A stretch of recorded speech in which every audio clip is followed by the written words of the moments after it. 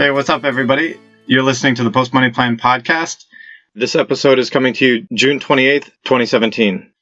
You can find us at postmoneyplan.com or on the iTunes podcast app at the Post Money Plan, or also on the Google Play app at the Post Money Plan as well. We're continuing our discussion from last week with my guest Khal about the recruitment process from HR's perspective. Khal works as an internal recruiter for a multinational engineering firm, so he has been able to give us a rare look at what HR is thinking about when attempting to hire potential employees. So with that said, let's just go ahead and jump right back into where we were last week. So then through the interview process, we're talking in general terms, but what are some of the things that are going to really make people stand out and be the ones that you want to end up making an offer to? Okay, that's a good question. A lot of the candidates that stuck out for me were the highly sociable ones, the ones that were talkative, that weren't as shy, the ones that came in looking professional. You know, you always want to dress for success. That's a motto to keep in mind. First impressions are always key, so try to make your best first impression when meeting your recruiter and hiring manager. Would you say from the hiring side of the table, are you very quick to judge candidates if they just give off a wrong vibe on first appearance or something like that? Will it just completely eliminate them right away? It'll definitely set the tone for the rest of the interview, but as a recruiter, you have to be patient. You can't be quick to judge because a lot of the technical people and hiring managers will be very quick to judge. So you kind of have to keep the balance and give candidates a chance to, show their true colors. Getting back to things that stick out for candidates, I would also say you want to do your homework before going for an interview. Like I said, a lot of people did what I did. They graduate, they go online, they just do serial applications to every company that they see. When you show up for an interview, at least know the company that you're going to work for or you're trying to go to work for. Because on several occasions, I've had candidates come into the interview and won't have a single clue on what the company does. And that just sets a horrible, horrible tone for the rest of the interview. And that will not look good on your recruitment report card, more or less. If you're looking for a job and you want to do a job, you want to know what you're going to be doing. You want to be passionate about it. You want to give your whole. So read up, see what the company does. See the different operations that they do. Go in, speaking like, oh, so I heard, so-and-so company just got a huge account with so-and-so other company. And you guys are, expanding businesses and so-and-so. So the more you can talk the talk and the business of the company, it will reflect well during your interview. Yeah, I can imagine that just comes through as showing interest in the industry, the business, what the company's going to be about. If someone's just showing up for an interview because it's a job available, but they don't show any interest in anything that has to do with the industry or the business, then that doesn't necessarily bode well for the future of that employee's commitment to the company and the passion for their job, right? Exactly. So another great motto we have in the recruiting world is we want to find you and we want to give you a career. We don't want to give you a job. A job can be, a month, 2 months, a year, 2 years. But when we find candidates, we're looking for people and we're looking to give them a future. We want to hire them. We want to develop them. We want to train them. We want to grow them. And we want them to retire with us. So what we're doing is we're recruiting for people. We're looking for careers, not jobs.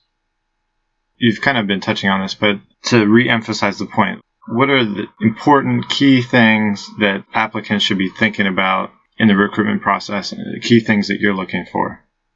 Okay, so let's count them down. So let's say one of the first thing, as mentioned, is we're looking for a person who knows what they want. So make sure that you have direction and you have a goal and a plan. We're also looking for people who have a wide set of skills and knowledge in the position we're hiring for. We're looking for people to be sociable and team players. We're looking for people who are professional and act in a professional manner in the work environment. We also look for happy people. We want people to be. We're looking for people to want to enjoy their job. I mean, we don't want you to come into work every day cursing and huffing and puffing. We want to make sure you want to get up in the morning and go and do your job. Because it has an impact on the rest of the people around you, right?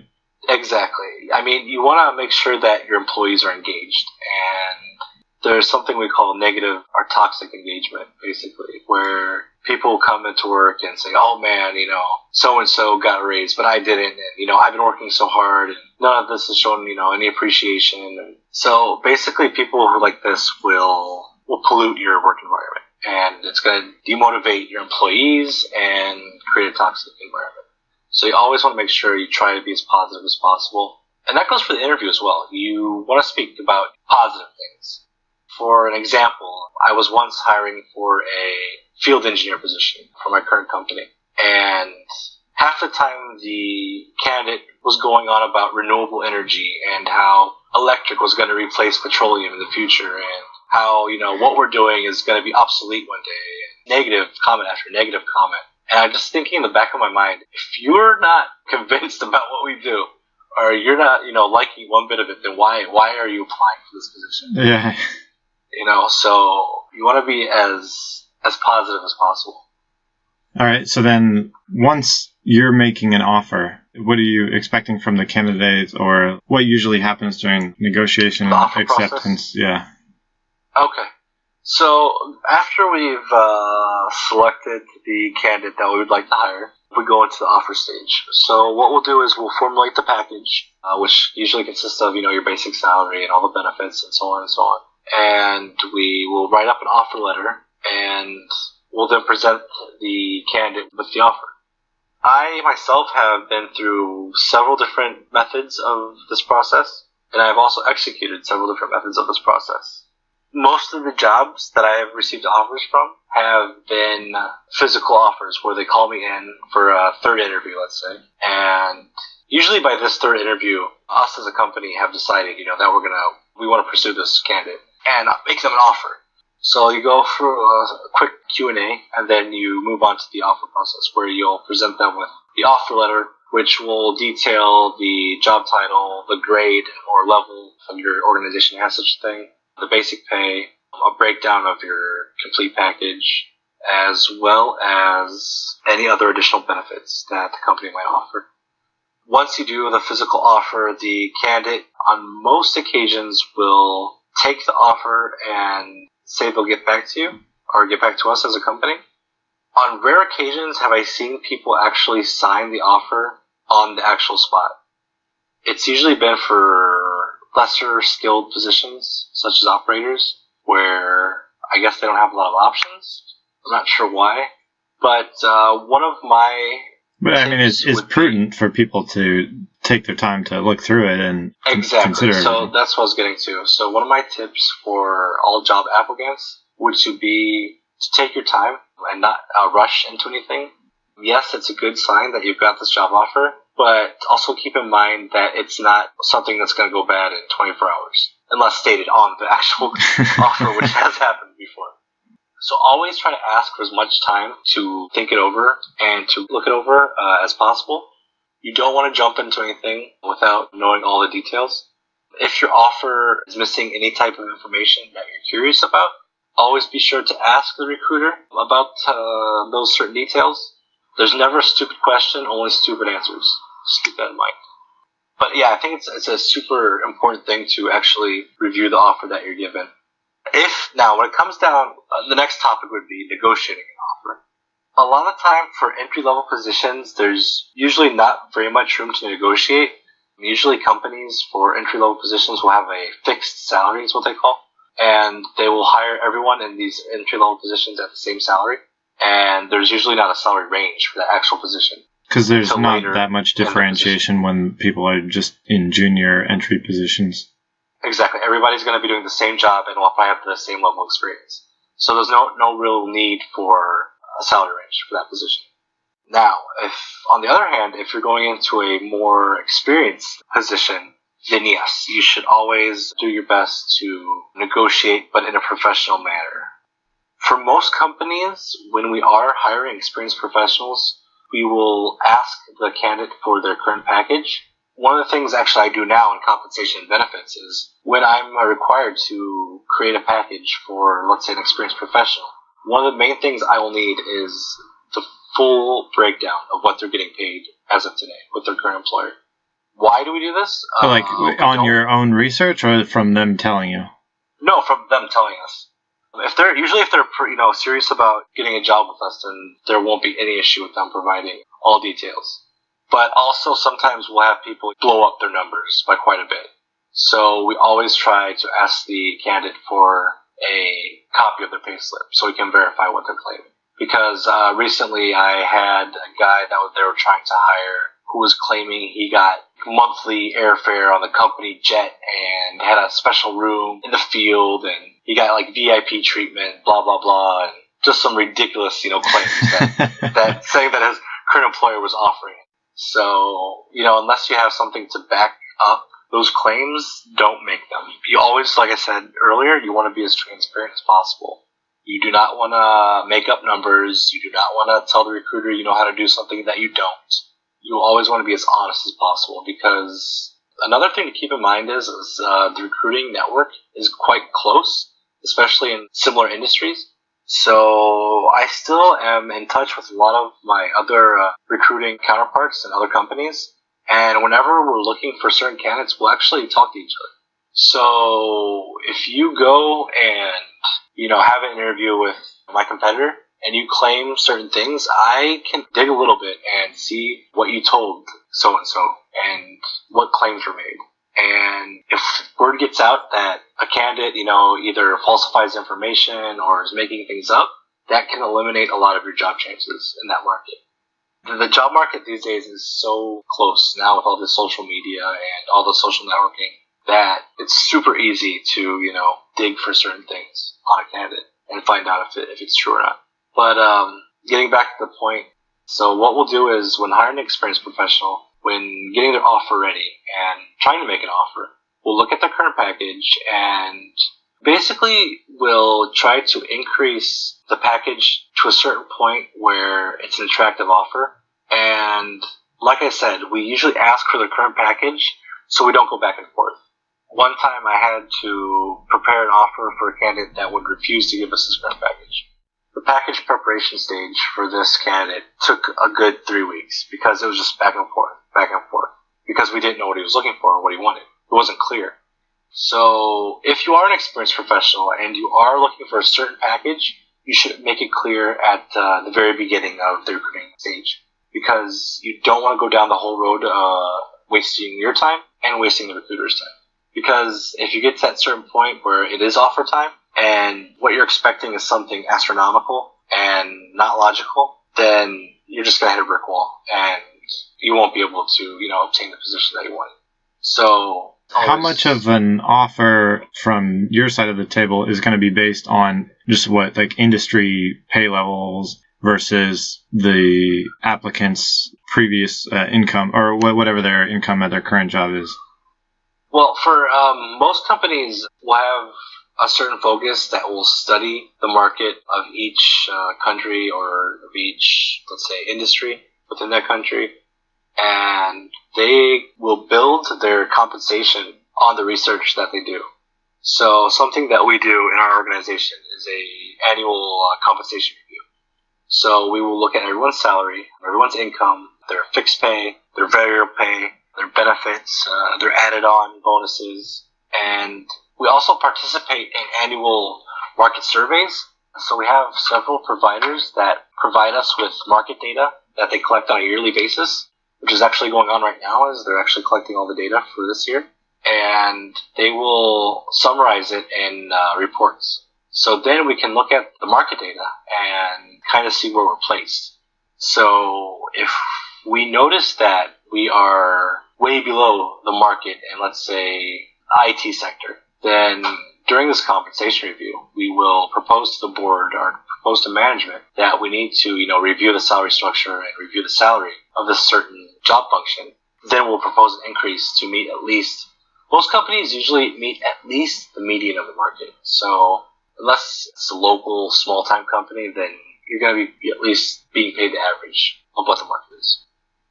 But then when it comes down to making an offer and negotiating the offer, like how much of that is based on that industry portion of it, and how much of it is based on what that applicant's current pay is? So that being said, that last part that I just mentioned, that should basically mean that our current salary structure and our current pay in the company is competitive, or is competitive enough to attract candidates to our company.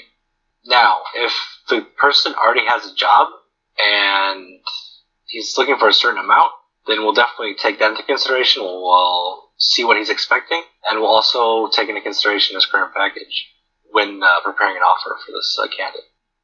So this is probably more the case for junior type positions of people coming out of undergrad or MBA programs or whatever.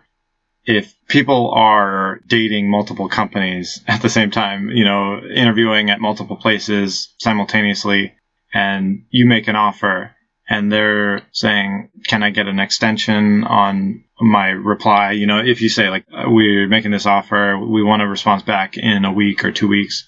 They say, like, can you give me 2 more weeks? Because they're interviewing around. How do you feel from the hiring side? I've been in both shoes, actually.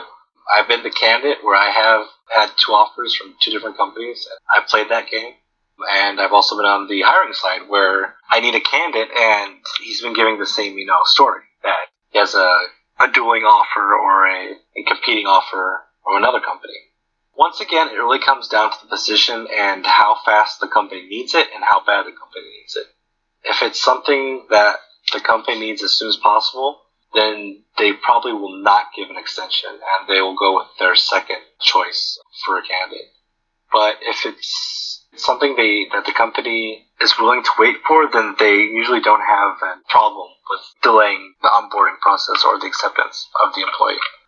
But you also have to keep in mind that the time that it takes to source the employee and get the offer, while you're waiting, the company could interview someone else that takes your position.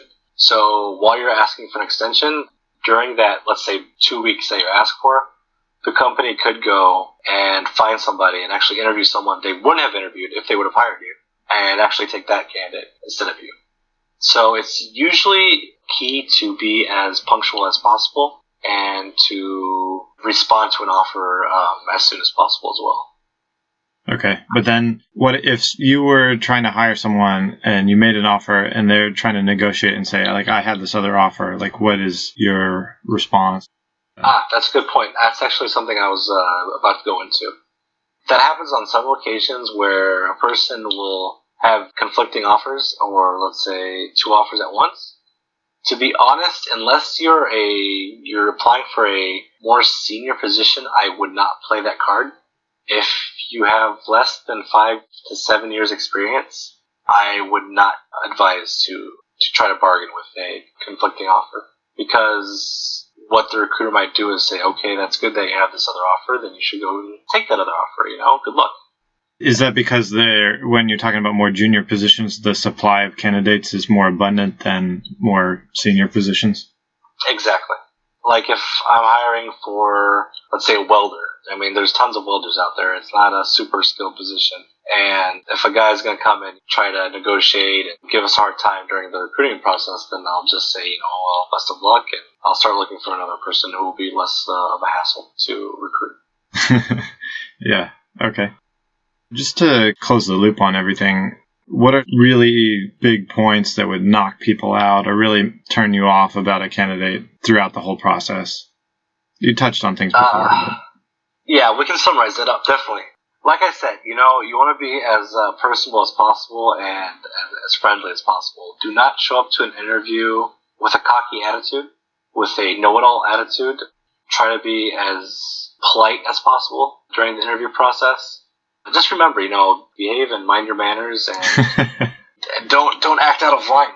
It's a professional environment, and this is when we're trying to assess you as a person and see if you're able to work within the team. Another thing to also never ask during your interview, do not talk about salary. Don't ask how much the position pays, especially if it's your first interview. That gives a very bad signal to the recruiter. This basically gives us the idea that you are looking for a paycheck and not a continuous career with the company. So one of the things that I will think of if you're going to automatically start asking about how much you are going to make as a candidate, I'm going to think to myself that this guy, as soon as he gets a bigger offer from anyone, he's going to jump the boat and go and work for whoever is going to give him that bigger paycheck. So always avoid talking about money until the actual offer has been presented to you. Once the offer has been presented to you, then that's the time you can start talking about how much you get paid and the different benefits that you're going to receive. So just try to keep in mind not to mention the money until it's actually brought up by the recruiter. Another huge turnoff would be your work ethic and your attitude against certain people. I've been in several interviews where I ask the candidate if they would be willing to take on extra responsibility and if they would be willing to, let's say, do something out of their job scope, how would they react? And that's a good way to gauge the person and how committed they are and how strong their work ethic is. And if you get a response like, no, I wouldn't do that because it's not in my job description, whereas compared to someone who would say, yes, I would like to take on that extra task, I might learn something from it. It might, let's say, strengthen my relationship with the other departments or so and so. That will definitely be a better response, and it would help your chances of securing a position with your hiring company. Other negative things, as mentioned earlier, try to show up as professional as possible.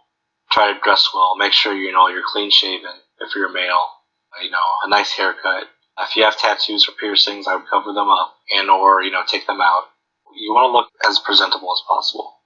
I know the work environment is changing and the job environment is changing, but a lot of company will have a lot of let's say older members on their team, and some of these things will turn off employers when it comes to appearances. What else would be a negative? Falsifying information on your resume is also a huge no-no. I've encountered this several times because either A, we'll do a background check and we'll find out if it's false or not, or B, it'll show during the interview that you don't know what you're talking about. And then that could lead to a rescinded offer or even after being hired, potentially being fired right away? Definitely. You also want to make sure you have a clean record and always be mindful of your social media and what you post. Not that I've seen a lot of employers do this, but some companies do. They will look into your online presence and what you have posted on certain social media networks. So always be mindful of what you post and what is viewable by the outside world. Also be... What would be red flags there? You just want to be... It depends on your corporation, but you don't want to post any offensive material. You don't want to post any racial or sexual type, discrimination and or negative things on your social media, accounts, or that might affect the hiring decision.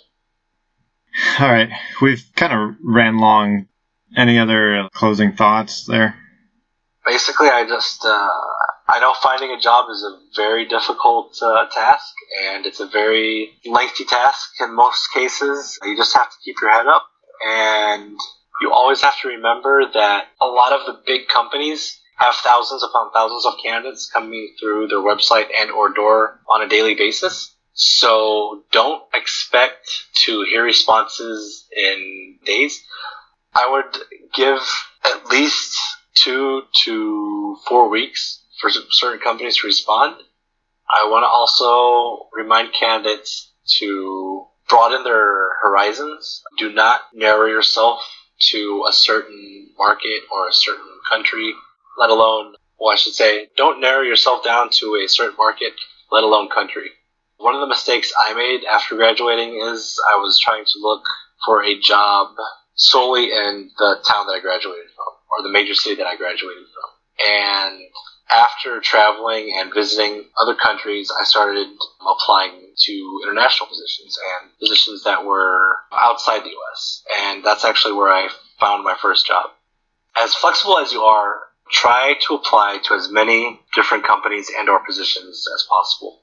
The world is getting smaller and smaller by the day thanks to the internet. So it's super easy to apply for a position in, let's say, China now. It would have been 20 years ago. So just keep that door open and apply. and just try to be as resourceful as possible as well. Try to network as much as you can. Networking, especially on certain sites like LinkedIn and Glassdoor, can help your chances of finding a job as well as securing a job after you find one. A lot of the recruiters use these different social media websites to help source candidates. So it's always keen to keep your profile up to date with the latest information possible. And just always stay positive. That's as much advice as I can give. And to be honest, with my current employer, I actually applied to them 2 years before I got a job offer. Is that right? Yeah, so that can just give you a small glimpse of how long sometimes it takes to find candidates, or when they'll need a candidate, and then you get the offer from the organization that you're looking at. Wow. So it's not a matter of just applying to the company. It's also a matter if the company actually needs your certain expertise at the time being. But when that time does come, and you have your resume on their website, it's always a plus. So that's another point I actually would like to give, is that a lot of these companies have websites, and on the websites they have recruiting portals. One of the most important things you do if you apply for a company is make sure that you keep your application up to date. Once you create a profile on these websites, they usually stay active, but if you do not log into them and or update them after a certain period of time, they, I think, get automatically deleted. So just a piece of advice, after applying, try to go in every 6 months and update your profile on that website or that company's website to make sure that your profile is still active. And just in response to that, where you're saying, like, not just looking in your city kind of thing, if you're willing to move, you create more opportunities. And there's a lot of randomness in terms of the economy and job opportunities. And you just never know when a company happens to need a position that fits your skills or your skills match with a certain thing, like things just pop up. So when you're keeping your eyes open, you're open to different options and you keep applying, then the chances of something coming through become greater. Exactly. Just because the job that you do right now doesn't have an opening in Baltimore doesn't necessarily mean that they don't have that opportunity in Bogota, let's say. So try to keep your doors open and always apply as much as you can to different positions in different countries and in different cities as well. Try to keep yourself as flexible as possible, because you'll be surprised at where you might find a job. All right. So we've ran super long, so I'll go ahead and cut it off here. But thanks for coming on the show, Khal. That pretty much wraps up what we're talking about with recruitment now from the perspective of HR recruiter on the inside of a company hiring. Don't forget to subscribe to our channel on the iTunes podcast app or the Google Play Store, and catch us next time on another episode of the Post Money Plan podcast.